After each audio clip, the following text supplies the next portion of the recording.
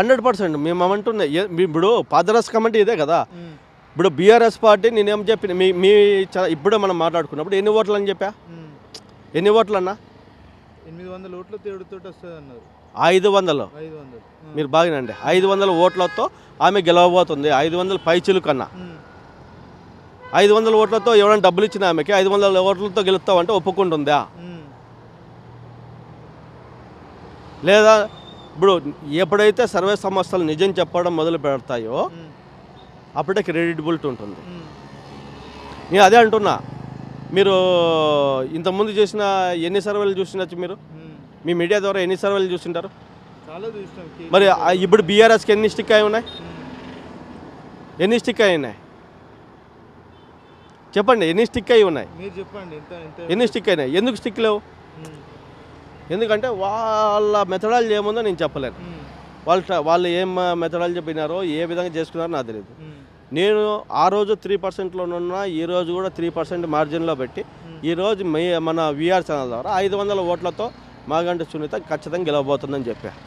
ఒకవేళ నేను ఇదే మాటని 500 ఓట్లతో మీ క్యాండిడేట్ గెలుస్తారంటే వాళ్ళు ఒప్పుకుంటాడా? చెప్పండి అండి. ఎవరు డబ్బులు ఇచ్చినాడో లక్షలు వేలకి ఇచ్చినాడు ఎవడన్నా ఇదే ఉంటాడా? అంటే ఎవరు చేస్తాడా చెప్పండి. మీరే చెప్పండి. ఒక మీడియా సంస్థ, ఒక రిపోర్టర్ మీరు ఆ విధంగా ఊహించుకుంటారు. అది మీకు తెలుసు. ఇప్పుడు నీ సర్వే పర్సన్కి చేస్తానా, పోలింగ్ బూత్లో ఓట్లు నొక్కే దగ్గర నేను ఉండి చూడగలుగుతానా? చెప్పండి. ప్రజల శాంపుల్ ఏదంటే ఎలక్షన్ కమిషనర్ ఏదైతే నిబంధనలు ఉన్నాయో దానికి అనుగుణంగా చేసే సమస్యలే కానీ అంత తర్వాత ఏం లేదు. మాది ఎగ్జిట్ పోల్ అంటే 6వ తేదీ సాయంత్రం 5 గంటల సాయంత్రం పైన ఉంటే మెథడాలజీ మేము అబ్జర్వేషన్ మెథడాలజీలోనే చూసినాము. ఇక్కడ చాలా వరకు అధికార పార్టీ డబ్బులు వంచిందని చెప్తా ఉన్నారు బయట.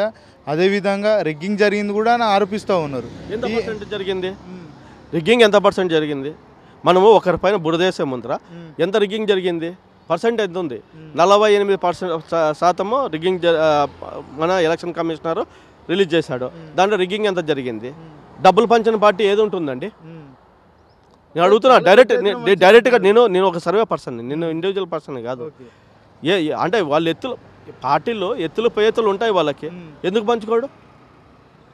అతను తన ఉన్నప్పుడు ఎందుకు పంచుకోడు? అంటే ఇక్కడ ఏంటంటే బూత్ పోలింగ్ మేనేజ్మెంట్ అనేది చాలా బాగుంటాయి. పక్కడ